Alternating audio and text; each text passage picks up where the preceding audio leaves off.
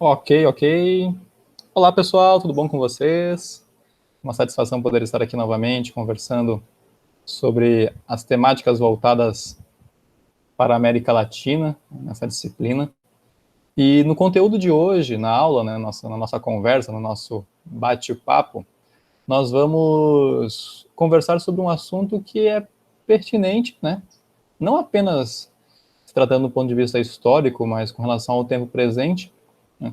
E que, mais uma vez, né, todos nós estamos inseridos, gostando ou não, ou melhor dizendo, estudando ou não este conteúdo, né, você faz parte dele, ou você participa dele diariamente e também contribui quando preenche, né, certos formulários que alguns órgãos particulares ou públicos cobram de você. Tudo bem? Então hoje nós vamos começar a dar início, né, às leituras de um livro organizado pelo historiador Leslie Bittel, um brasilianista, né, em especial aqui no caso o volume 4 do livro História da América Latina, tendo como recorte temporal de 1870 a 1930, certo? É uma coletânea com vários volumes, né, vários capítulos, organizados pelo Leslie, no caso, né?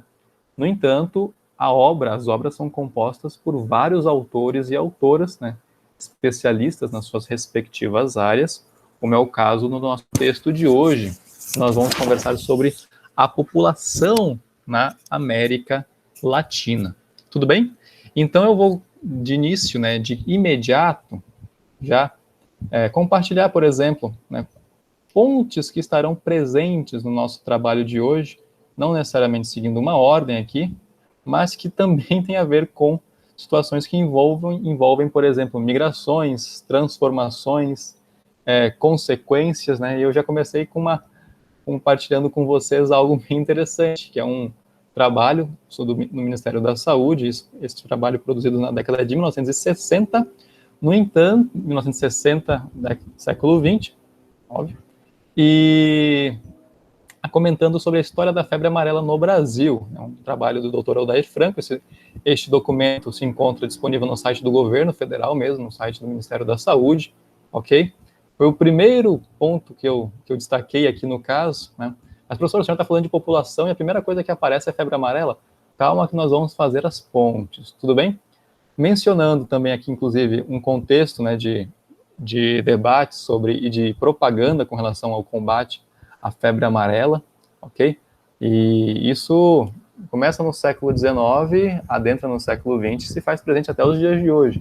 Principalmente quem mora na região amazônica. Você tem campanhas, né, de vacinação contra a febre amarela, né, que é muito importante, ainda mais no debate atual sobre vacinação, campanhas e etc. É interessante perceber como que a história da América Latina também nos ajuda a entender, né, a fazer uma ponte também com o tempo presente, tudo bem? E aí, claro, né, quando nós falamos de febre amarela no Brasil, nós não podemos esquecer de Oswaldo Cruz, certo? Mas nós vamos falar sobre isso também, né, breve, de forma muito breve, né? Alguns outros pontos também muito interessantes na aula de hoje, como, por exemplo, os índices de mortalidade infantil e de fertilidade também, certo? E, para complementar aqui, no caso, uma obra que eu adoro, é uma das minhas favoritas, e com relação à sua autora, né, a Tarsila do Amaral, a obra Operários, que nos ajuda a entender um contexto, né, que tem a ver, né, ou como consequência dessas ações que também estavam presentes no século XIX, não posso dizer que elas são inéditas, né, no século XIX, uma vez que quando nós falamos de migração na América, isso é algo histórico, né, desde os tempos da pré-história, claro que com contextos completamente diferentes, a gente não pode esquecer disso, mas a gente precisa estar muito atento a isso. E no caso, a obra Operários, né, de Tarsila do Amaral, ela demonstra justamente essa miscigenação, diferentes grupos, diferentes culturas, né, claro, tendo como pano de fundo, né, a questão da industrialização no Brasil, o processo de industrialização no Brasil, mas o meu objetivo aqui, pelo menos na leitura deste quadro hoje, é ver justamente as consequências das múltiplas migrações que nós tivemos externas, né, do interior, imigrações, no caso, do ponto de vista de pessoas chegando ao continente, como também migrações internas, que é algo que se faz pertinente hoje, por exemplo, com a migração de pessoas da Venezuela para outros países do continente, por exemplo. Tudo bem, pessoal? E aí, claro, né, como nós sabemos disso, com relação a dados, números, sabendo que eles nunca são 100% precisos, obviamente. Inclusive, nós vamos comentar sobre isso na aula de hoje, né, tendo como um grande exemplo aqui o Instituto Brasileiro de Geografia e Estatística, né. Acessando hoje, por exemplo, no Brasil, nós temos uma população estimada de 213 milhões, né, nos aproximando de 213 milhões e 500 mil habitantes, né, índice de desemprego, um PIB, né, vamos torcer para que melhore, é claro, né, a inflação, e dentre outros indicadores, que são fundamentais para que nós possamos também entender, né, claro, a gente também nós não podemos ficar muito presos, né, à leitura cartesiana, assim, né, os números e esquecer do humano, no sentido do social, no sentido do cultural, é claro, mas a gente precisa estar observando isso e como que eles nos ajudam a entender também um contexto histórico. Certo, pessoal? Então, vamos passar deste momento, a gente vai conversar agora sobre a obra, eu vou apresentar um capítulo, no caso, né, do livro, organizado pelo Leslie Beatle, e aí a gente vai conversando, e aqui eu dei só que compartilhar, eu estou nesse momento parado aqui, e vamos adentrar nisso. Desde já, muito obrigado por vocês estarem assistindo, acompanhando esta aula, tá? Qualquer dúvida, qualquer sugestão, podem colocar nos comentários também, tudo bem? Então, vamos lá. Compartilhando aqui com vocês, deixe-me ver aqui a tela, ok. O processo aqui é um pouco mais lento, porque o professor é lento, né? Então, peço até desculpas. Então, no caso, o capítulo de hoje, a população na América Latina, né? Ok, vamos lá. Só aqui, vamos lá, vai caminhando agora.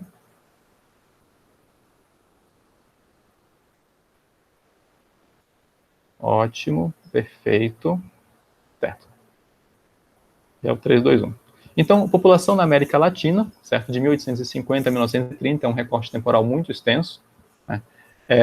Presente na obra, no caso, neste volume 4, nós estamos falando de Boa Vista, Roraima, certo? Então, capital do estado de Roraima, totalmente localizada no hemisfério norte, e desde já fica também um convite para que vocês venham a conhecer este estado maravilhoso, ok? No caso, sobre o organizador da obra, né, Beatle é um dos chamados brasilianistas, né, aquelas pessoas estrangeiras que estudam sobre sobre o Brasil, mas também sobre a América Latina, ok? Então é um historiador inglês, né, muito conhecido por um trabalho que ele realizou de revisionismo, assim, de uma releitura a respeito, por exemplo, sobre a influência ou não dos britânicos, né, na Guerra do Paraguai, certo? E aí a gente tem, durante muito tempo, no caso, né, se produziu uma ideia de que a Guerra do Paraguai teria sido financiada pelos ingleses. Então, tudo o que aconteceu foi de acordo com o interesse do capital inglês, o interesse do Império Britânico, e que a tríplice, né, aliança formada para o Brasil, Uruguai e Argentina, por exemplo, estava de acordo com os seus interesses, e para que o Paraguai, por exemplo, como não pudesse ganhar um grande destaque, né, no seu processo de industrialização na América do Sul, né? E ele, obviamente, como historiador, como questionando, né, verificando se isso de fato procedia, ele apresentou, na verdade, uma outra leitura, né? Ele mostra que essa tese é inconsistente, né?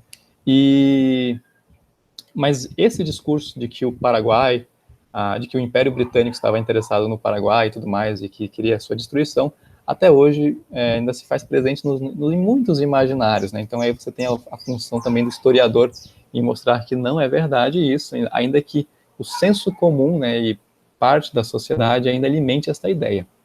Mas, então é o trabalho mais conhecido dele, um dos mais importantes. No entanto, a nossa leitura de hoje foi escrita por Nicolás Albornoz, professor espanhol, né? Ele, durante muitas décadas também, ele nasceu na Espanha, presenciou, então, no caso, os processos, né, de ascensão do regime de Franco, por exemplo, né? Teve um período de exílio, também foi para a Argentina durante um tempo, mas aí durante os processos revolucionários, durante os processos de golpes na Argentina também, ele, né, migrou para os Estados Unidos, por exemplo, né, na década de 60, e tornou-se professor na Universidade de Nova York, no caso, né? Também tem como área, né, a história, o campo da história, o que não quer dizer que ele não transite também por outros campos, como, por exemplo, na área da sociologia e tudo mais. Ok?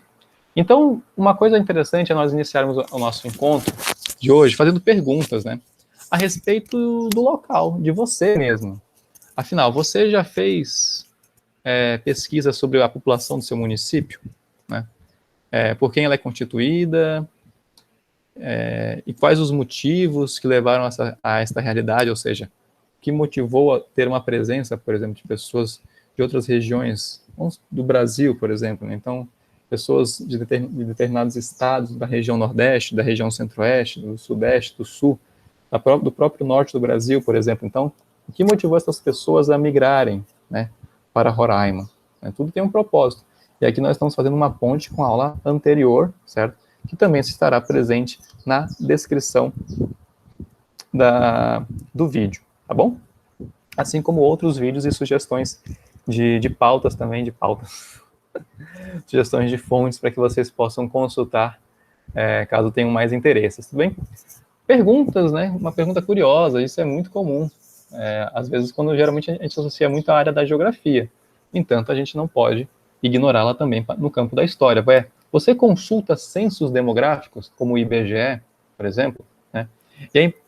E aí destaca-se a importância das pesquisas de campo, né, no caso dos censos, né? Sejam pesquisas qualitativas, sejam pesquisas quantitativas, pesquisas quali-quantitativas, a depender também do referencial que você utiliza, né? São fundamentais para que nós possamos ter um bom entendimento com relação à população do nosso estado, nosso município, do país, continente. Né? Nos últimos anos, a população do seu município aumentou, e do estado, né, aumentou ou diminuiu? Aí, quais fatores foram determinantes para que isso acontecesse? A gente vai identificar aqui. Isso aqui você faz essa pergunta aqui voltada para qualquer tempo, para qualquer recorte espacial, qualquer recorte temporal da história da humanidade. Ok?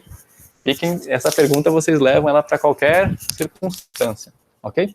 Qualquer situação. Como as migrações são importantes para as transformações sociais, culturais, políticas e religiosas em uma região? Uma boa pergunta para você também fazer com seus alunos, ok? E aí eu faço ela para vocês e que vocês reflitam em casa, certo? Como a atual pandemia da Covid-19 pode servir de ponto de partida para analisarmos as epidemias do século XIX? Isso é muito interessante. Como a cólera e a varíola, por exemplo, né? E aqui é um ponto bem curioso, eu incluiria aqui também a gripe espanhola, certo? Depois na internet você pode pesquisar, estará aqui presente na descrição também, pessoas fazendo comparações com fotografias, né, com relação ao comportamento, ao uso de máscaras, né, durante o período da gripe espanhola e agora durante a pandemia da Covid-19. É um grande exemplo, né? E aí, uma pergunta que você pode fazer também, para você, começar por você, professor, né? Como analisar isso no contexto da América Latina, no contexto atual, no caso, né? Faltou acrescentar aqui, né? E é possível? Provavelmente a resposta é aquela pergunta que você já responde dizendo sim, né? Ok? Então, a divisão da apresentação de hoje, divisão do trabalho, para apresentar o aluno agora no momento. Peço desculpas. Prefácio dos volumes 4 e 5, né? O capítulo sobre imigração, um capítulo sobre mortalidade, nós vamos abordar brevemente. A febre amarela, que eu coloquei um destaque, no caso, né? As migrações internas e a conclusão, certo? Aqui, no caso, nós estamos apenas um compêndio, assim, apenas um resumo do livro. Nós não vamos ler, do capítulo, perdão, nós não vamos lê-lo todo, no caso, né, por favor. E aqui, a respeito do volume 4, né? Ele faz parte de uma coleção, aliás, o livro, né, o volume 4 faz parte de uma coleção de 5 livros, né, conforme já apresentado no início da nossa aula, né, que falam sobre diferentes assuntos: sociedade, política, economia, relações internacionais, culturas, Enfim, o volume 4, né, possui como recorte temporal o último, assim, caminhando para o último quarto do século XIX, né, e início das primeiras décadas do século XX, no caso, né. Há também a parte 1 desse livro, desse volume, né, analisa o crescimento e as economias em 2 períodos, de 1870 até 1914, no caso tem a Primeira Guerra Mundial, a Grande Guerra, e depois de 1914 até as vésperas da Segunda Guerra Mundial, por exemplo. Um capítulo separado analisa os processos de industrialização, em especial no Brasil, na Argentina e no Brasil não, mas é só no Brasil e Argentina, no caso, ok? Por isso é interessante a leitura da obra da Tarsila do Amaral, né? O crescimento da população e os processos de urbanização. Destaca as mudanças nas ideias políticas sociais da América Latina nesse período, como a adaptação ao liberalismo, às sociedades extremamente estratificadas e dominadas por uma política autoritária, no caso, os coronelismos, os caudilismos, por exemplo, algo muito trabalhado durante em aulas sobre a América Latina e como que isso se faz presente até hoje no século XXI, de maneiras diferentes, mas provavelmente com uma essência semelhante, né?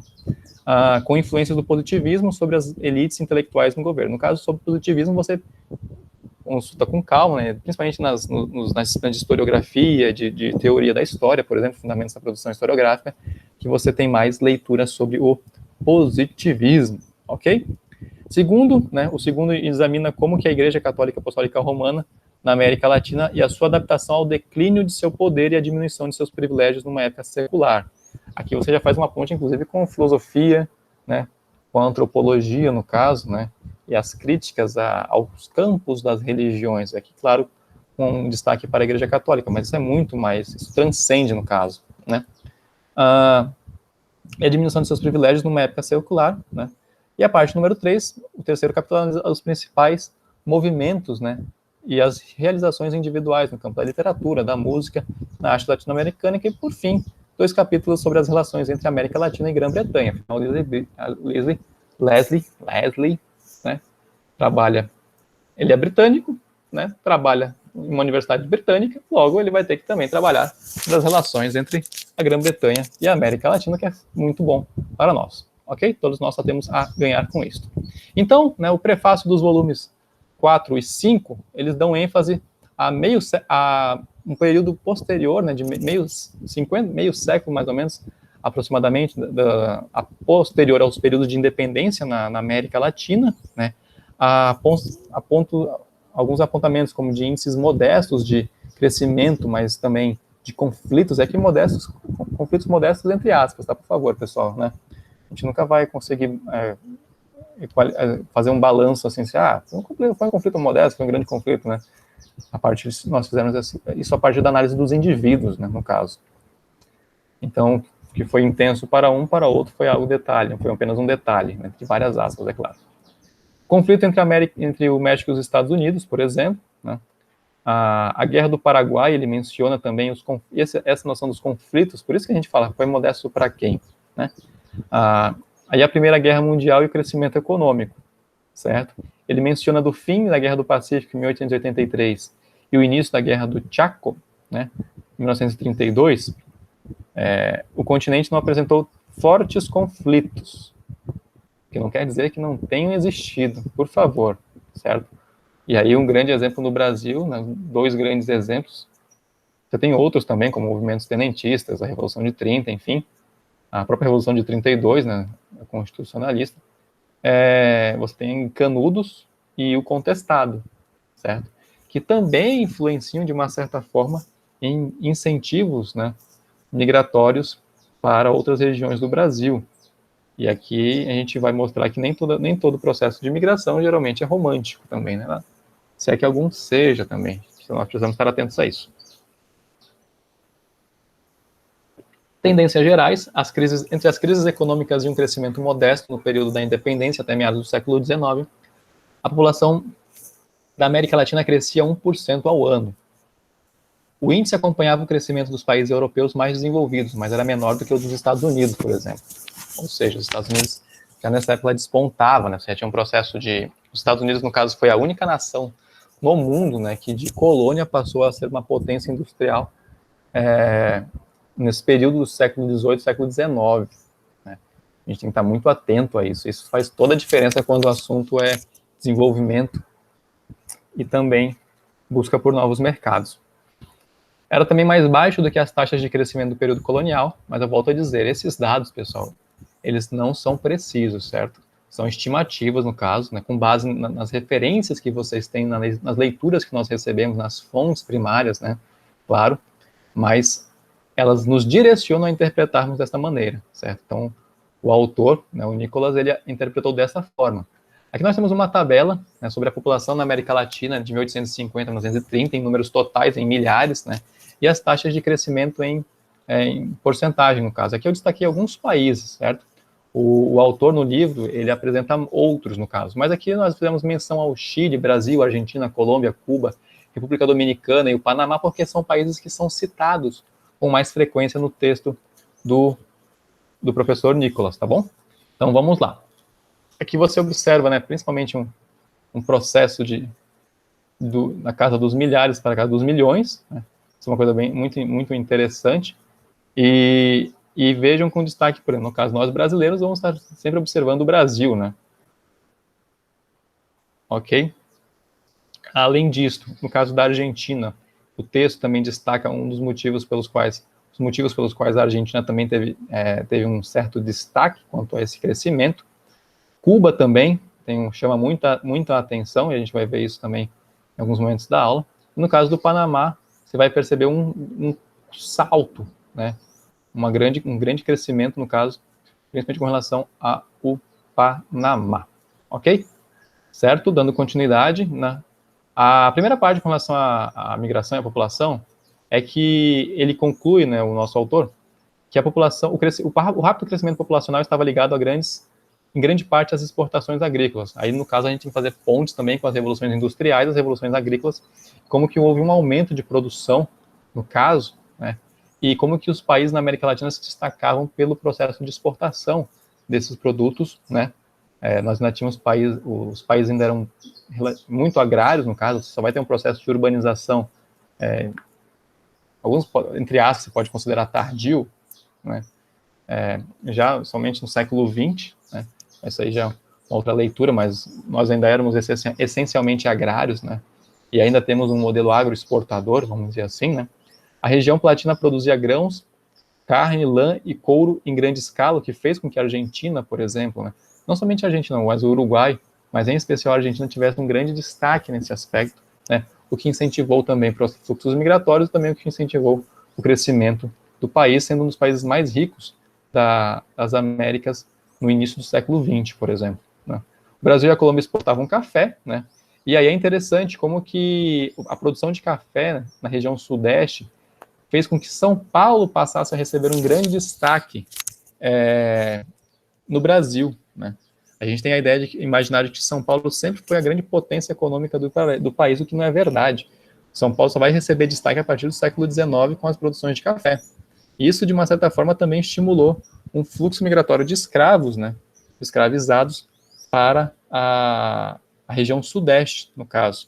Uma coisa muito interessante. Claro que o texto não aborda isso, mas se você pesquisar a história de São Paulo, você vai descobrir que antes do café, São Paulo, entre aspas, era um vilarejo muito pobre, a região de São Paulo ali era muito pobre e tudo mais, ok? Uns destaques também para os países na região do Caribe, como a Costa Rica, que exportava banana, além de café, né? Então, geralmente, quando você escuta sobre as repúblicas das bananas, por exemplo, né, esse conceito ele é atribuído a países na América Latina. Você também tem um destaque, isso, quem estuda sobre a história de Cuba vai identificar como que Cuba sempre foi um grande uma exportadora, no caso, de cana-de-açúcar, né, e aí por isso a produção de açúcar, junto com Porto Rico, né, e isso, obviamente, também incentiva as movimentações internas das populações, ok? E estimula também, claro, consumos internos. Então, embora a gente pense sempre numa perspectiva, né, de agroexportação, de distanciamento, voltada para o comércio exterior, a gente também precisa observar que isso também estimulou comércios internos, certo? A carência de mão de obra, e aqui é um ponto muito interessante, né, especializada, e a necessidade de atrair imigrantes. Por isso que nas aulas anteriores sobre a migração, a partir da leitura do livro organizado por Jaime Pinsky, é que nós temos um destaque para a imigração, né? Nós fizemos um norte, né, para a imigração italiana. No entanto, a gente precisa estar atento, e o professor Nicolas, ele é muito feliz nisso, que ele aponta que a imigração, a migração acentuada não começou com os europeus, mas já tinha começado muito, muito antes, né? Algumas décadas antes, como, por exemplo, com os chineses, certo? Uma coisa bem curiosa, e, enfim. E aí, no caso sobre imigração, ele vai apontar, né, os pontos de partida, as independências como como ponto de partida para o incentivo aos fluxos migratórios. Por quê? Você tem revogações de restrições coloniais, como o chamado Pacto Colonial, né, que a colônia só poderia negociar ou vender para a metrópole, por exemplo, né, tudo deveria passar pela metrópole. Com o processo de independência, né, você modifica isso, e então houve uma revogação de restrições, né, à entrada de estrangeiros, e abrir as portas aos imigrantes, aos comércios, enfim, né. A atração, no caso dos mais ricos, né, fortuna por parte do capital inglês, né, não apenas inglês, você tem capital francês também, enfim, mas com destaque para o capital inglês, em algumas regiões da América Latina, né, projetos de colonização agrícola no período seguinte à independência, e aqui quando você estuda a história do Brasil, você vai identificar isso muito bem, certo? E aí você tem alguns outros exemplos, né? Não apenas para além da migração italiana, por favor. Você pode pensar em imigração francesa, imigração belga, imigração judia, imigração árabe também, síria, os chamados turcos, né? Os turcos porque você tinha o domínio do Império Turco-Otomano, então o passaporte era, né, do Império Turco-Otomano. Então, ainda que a pessoa fosse de origem libanesa, por exemplo, né, Síria, se quem estiver assistindo esse vídeo, por favor, se eu estiver cometendo algum equívoco, por favor, me corrija, né? O passaporte era turco, então as pessoas associavam, então você é turco, na verdade, olha o turco, né? E, enfim, continuemos. A gente vai perceber que nós temos colônias suíças, no caso, alemãs se estabeleceram no sul do país, no Peru e na Nicarágua, por exemplo. Então a gente tem que pensar as migrações de europeus para além da região sudeste e sul do Brasil, por favor. Pensemos em um contexto ainda mais amplo, ok?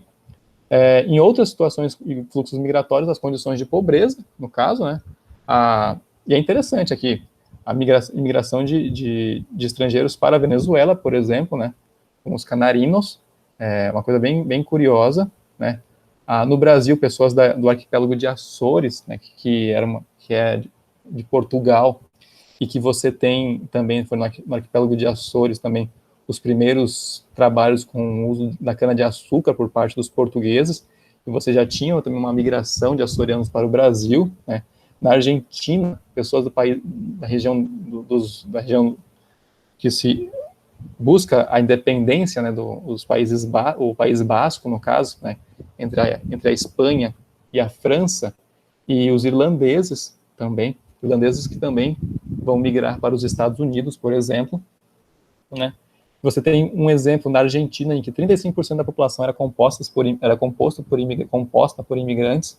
Você tem pessoas inseridas, né, os imigrantes inseridos em trabalhos especializados e profissões liberais, como comércio, por exemplo, enquanto a população local estava empregada mais em serviços públicos ou em trabalhos não especializados. E isso é um debate que perdura até os dias de hoje, né? Geralmente a migração para algumas regiões, uma migração qualificada, né, e que gera os debates, que inclusive incentivam práticas de xenofobia, em que a pessoa veio de fora com um emprego especializado em uma área, tomou o emprego de outra, né? Tomou o emprego de uma pessoa da região, né? E aí você tem todo um processo de crítica, enfim, de xenofobia, né? Quando, na verdade, deveríamos pensar em outras formas, em outras questões para além destas, né? Então, pessoas que têm uma melhor qualificação e uma melhor renda migram para lugares também onde podem conseguir emprego mais fácil, né, e recomeçar as suas vidas, né, certo? E aí uma ponte com o tempo presente no seu estado, isso está acontecendo, né? Como debater, como conversar com os alunos sobre isso, né? Isso é uma coisa muito importante. Vamos lá. Em Cuba, de 1853 a 1874, né, você tem 124 mil imigrantes chineses, né, chegando em Havana, mas depois 87 mil, por exemplo, chegando no Peru. Então vejam que as migrações elas estão para além do europeu para a América, né? você tem do asiático para a América, né, antes, né, e aí num processo muito triste, né, mas embora aqui também não haja romance, tá, pessoal? Não pensemos que as imigrações, os imigrantes europeus chegavam aqui, como eu posso falar, né, de maneira pomposa, não. Você também tinha condições de trabalho insalubres, condições, né, de preconceitos e etc, ok? Mas você tem um processo anterior, que é o processo de escravização, né, e o tráfico negreiro, né, que é um processo muito triste, que a gente não pode apagar, a gente não pode cobrir, né, com esse processo novo de fluxos migratórios para a América. Por favor, não façamos isso, sejamos atentos com relação a essa questão, certo? Sempre de olho. Ok? Aqui no caso a chamada imigração líquida, né, principalmente na Argentina, Uruguai e Chile. O livro também aponta, né, a migração no Brasil, em outras tabelas, no caso, mas eu destaquei principalmente essas aqui, para nós pensarmos para além do Brasil, no caso, ok? Então, eu destaquei alguns períodos aqui de crescimento, né, no caso.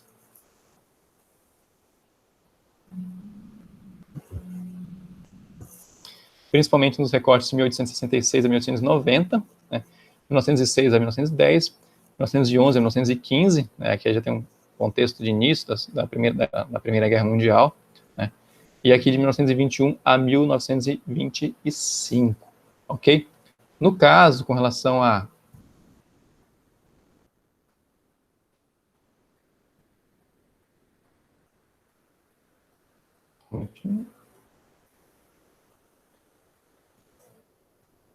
que é, assim, se entende, né, por imigração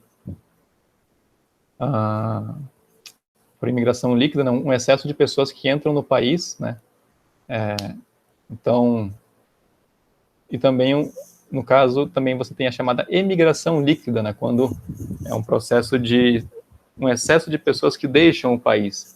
Então, esse é o objetivo dessa tabela aqui, mostrar esse boom, assim, vamos dizer, né, esse saldo, digamos assim, né, salto, melhor dizendo, esse percentual, no caso, né, referente ao número de pessoas migrando, né, para uma região. E aqui no caso do Chile, você tem um destaque para a produção de cobre, né, também. Até hoje, né, o Chile tem uma das maiores reservas de cobre, né, do mundo, certo? E isso também foi motivo de conflito, né, por isso a Guerra do Pacífico, no caso, né, e os grandes debates, até hoje, então, algumas rixas, né, na região do Pacífico ali, entre Peru, Bolívia, né, e Chile, o norte do Chile, por exemplo, o sul do Peru e o oeste da Bolívia, certo?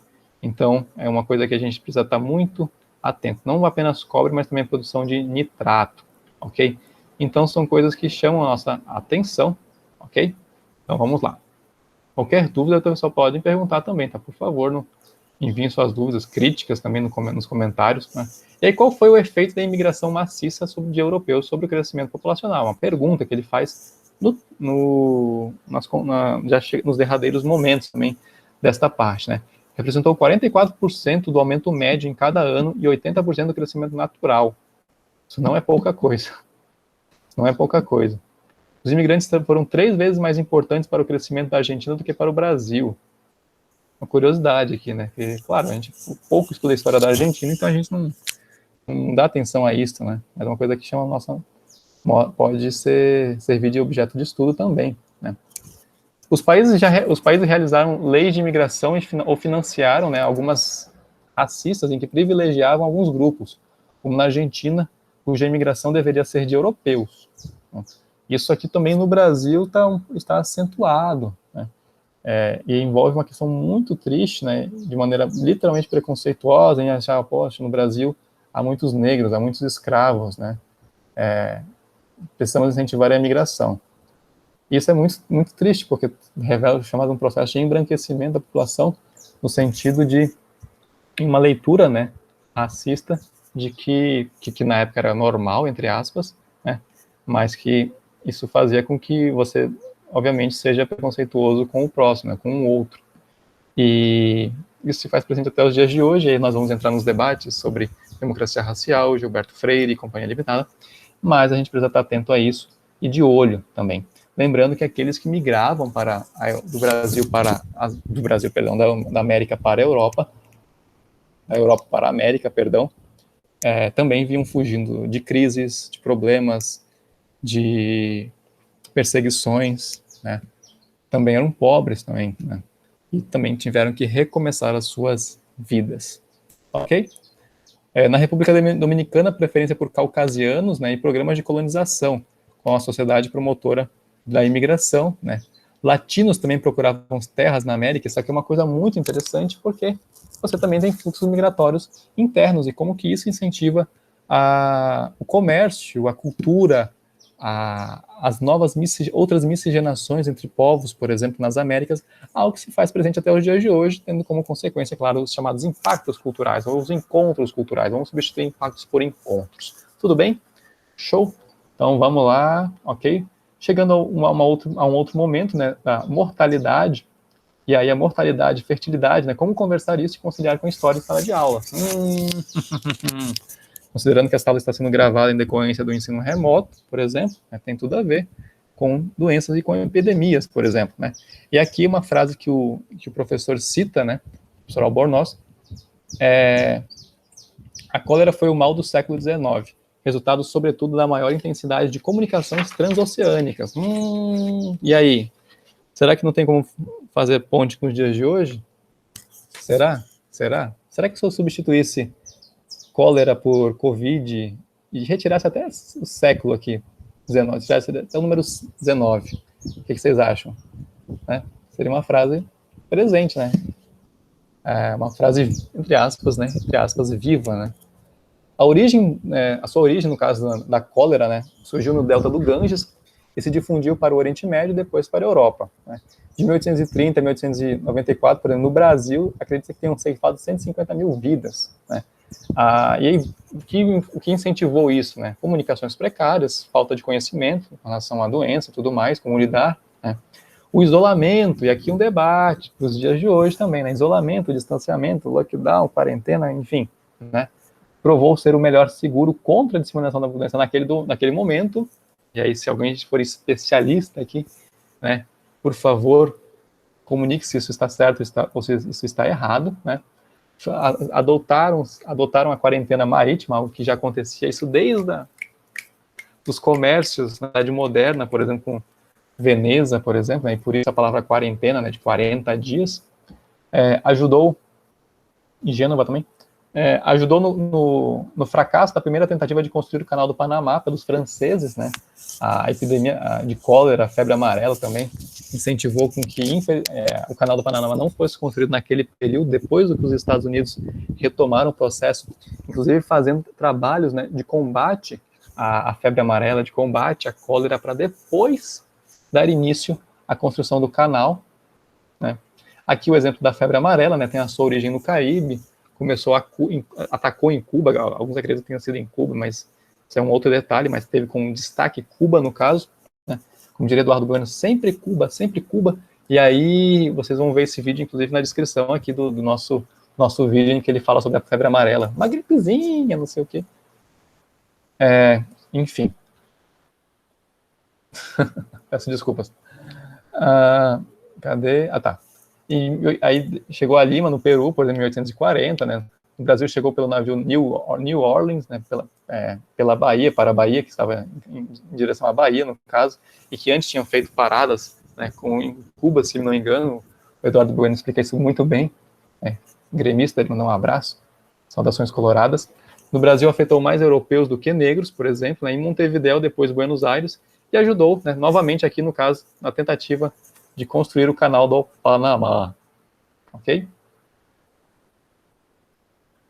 A febre amarela foi tão forte quanto, no caso, em relação aos destaques, né, uma correção aqui, com relação à construção do Canal do Panamá. Um dos motivos pelo fracasso foi justamente a febre amarela. Ok? E aí as migrações internas, né?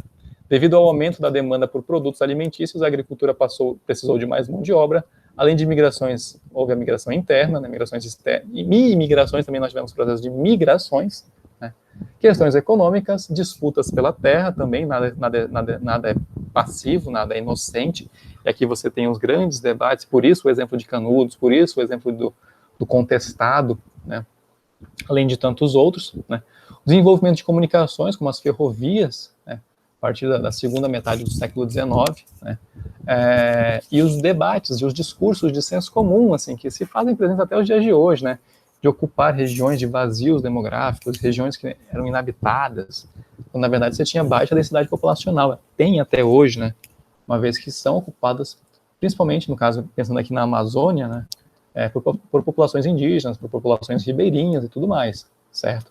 Então dizer que são grandes vazios demográficos, isso é um equívoco, mas que infelizmente se faz presente até os dias de hoje, porém você, como professor de história, vai mostrar que eles estão equivocados, ok?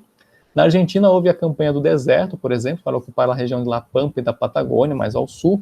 No México, a chamada Marcha para o Norte, onde houve a deportação dos índios Yaqui, né, de Sonora. Então percebam que você tem em várias regiões do continente esses processos, né, de ocupação, de colonização, porque aí se trabalha a colonização no sentido de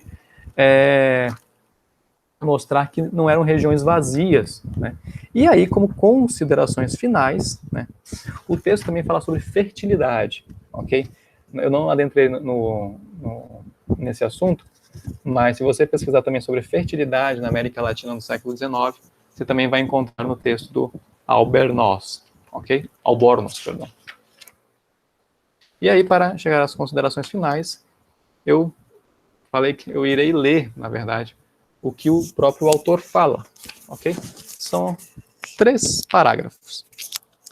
As características distintas da população da América Latina no período de 1850 a 1930 foram seu grande crescimento, maior do que qualquer outra região do mundo na época, com exceção dos Estados Unidos, e o seu alto grau de mobilidade física.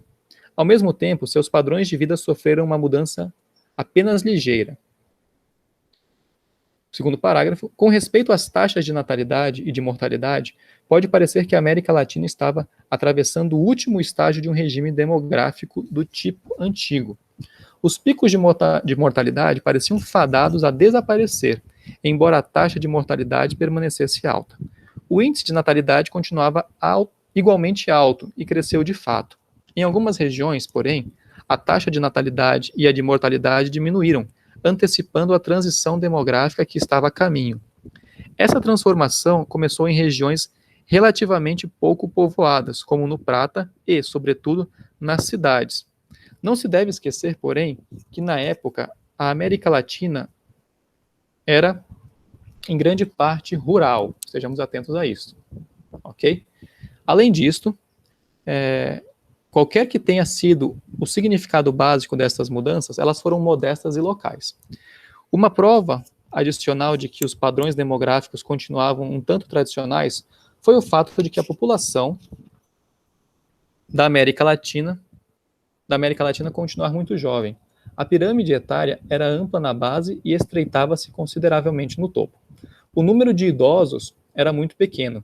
Dentro dessa sociedade, um tanto estável em termos demográficos, era enorme o movimento de população. Europeus, asiáticos e nativos das Índias Ocidentais Britânicas entravam como imigrantes e, onde quer que se estabeleciam, contribuíam para o aumento da população em várias regiões e países.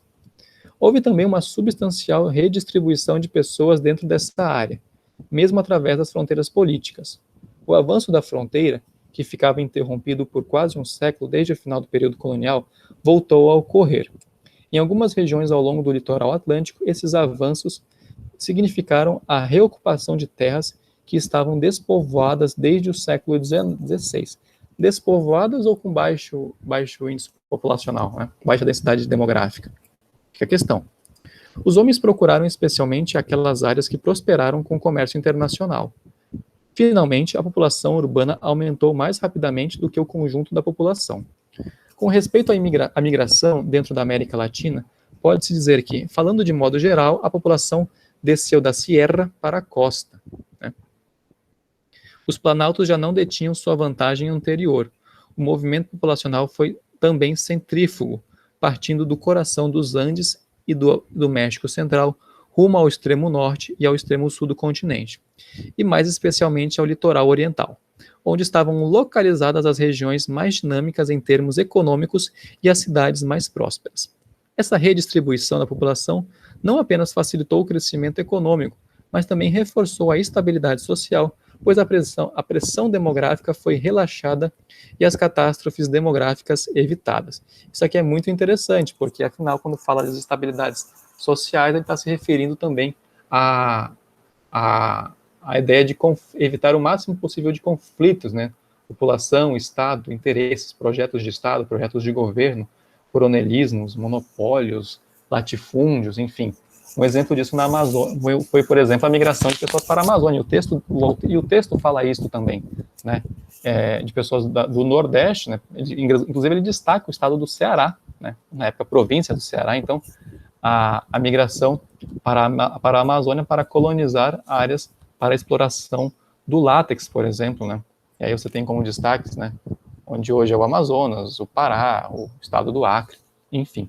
Também como consequência, e também, né, influenciou a migração, uma nova migração para a região do Vale do Rio Branco, que hoje é conhecida por Roraima, por exemplo. Certo? Outros exemplos, no final, também, convém destacar, é que ele cita fronteira. No caso do Brasil, com relação às fronteiras no século XIX, embora você tinha estudos, elas não estavam delimitadas, não estavam definidas, né? Não haviam sido colocados os marcos, né? Isso vai acontecer apenas no século XX, tendo como destaque o Marechal Cândido Rondon, né, que inclusive esteve em Roraima, esteve em várias áreas de fronteira, para de fato, né, a Comissão Demarcatória de Fronteiras, né, junto com o Brás de Aguiar, também foram várias expedições, no caso, né, no início do século XX até meados do século, né, para, né, fazer os registros e colocar os marcos nas fronteiras, no caso. Então, alguns debates sobre fronteiras, embora eles tenham iniciado no século XIX, período pós-independência, já pensando na ideia dos Estados Nacionais, eles só vão ser concluídos no século XX. Tudo bem, pessoal? Espero que vocês tenham gostado. Peço desculpas por qualquer incômodo, certo? Esse é o nosso primeiro encontro com os textos sobre a história da América Latina, certo? Desta obra, ok? Qualquer dúvida, podem colocar nos comentários. Espero que vocês tenham gostado e até a próxima. Um beijo, querido. Se cuidem. Deus os abençoe e até mais. Interrompendo a gravação. Tchau, tchau.